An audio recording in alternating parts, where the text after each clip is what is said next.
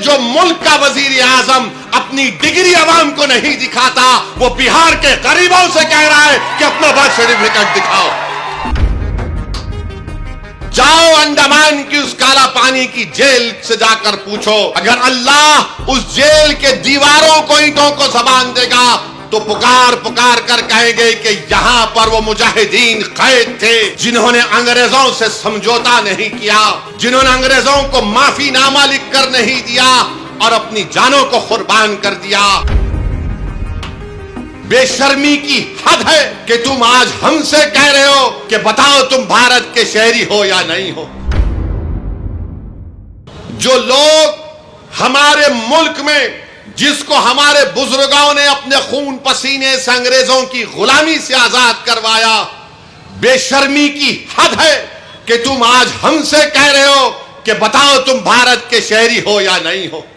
अरे अगर हमसे पूछने वालों, जाओ अंडमान की उस काला पानी की जेल से जाकर पूछो, अगर अल्लाह उस जेल के दीवारों को, ईंटों को जबान देगा तो पुकार पुकार कर कहेंगे कि यहां पर वो मुजाहिदीन कैद थे जिन्होंने अंग्रेजों से समझौता नहीं किया, जिन्होंने अंग्रेजों को माफीनामा लिखकर नहीं दिया और अपनी जानों को कुर्बान कर दिया।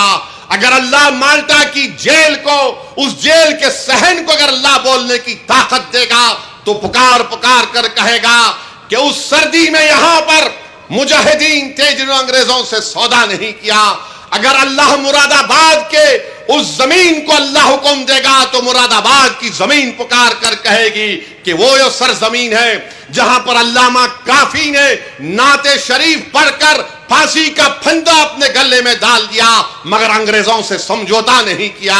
आज तुम उनसे, उनके वारिसीन से पूछ रहे हो कि कागज दिखाओ, यकीनन हम पूरी तैयारी करेंगे। अरे जो मुल्क का वजीर आजम अपनी डिग्री अवाम को नहीं दिखाता, वो बिहार के गरीबों से कह रहा है कि अपना बर्थ सर्टिफिकेट दिखाओ, अपना बर्थ सर्टिफिकेट दिखाओ। मैं अपनी डिग्री दिखाने को तैयार हूं, क्योंकि इसके बाद कोई बोलेंगे आप दिखाते क्या, मैं डिग्री दिखाने को तैयार हूं। मगर आज आप उन गरीबों से कह रहे हैं, बिहार के सीमांचल की सरजमीन के बसने वाले गरीब मुसलमान नौजवान, 6-7 लाख नौजवान तो हैदराबाद में, बंबई, मुंबई में, पंजाब की खेतों में, दिल्ली के होटलों में काम करते हैं, और वो कहां आएंगे वहां पर, माने वहां से निकल कर आने का उनकी 1 महीने की करीब तनख्वाह उसमें सर्फ हो जाती है। तो बहरहाल आपको मैं बाखबर कर रहा हूं, आप तैयारी कर लीजिए।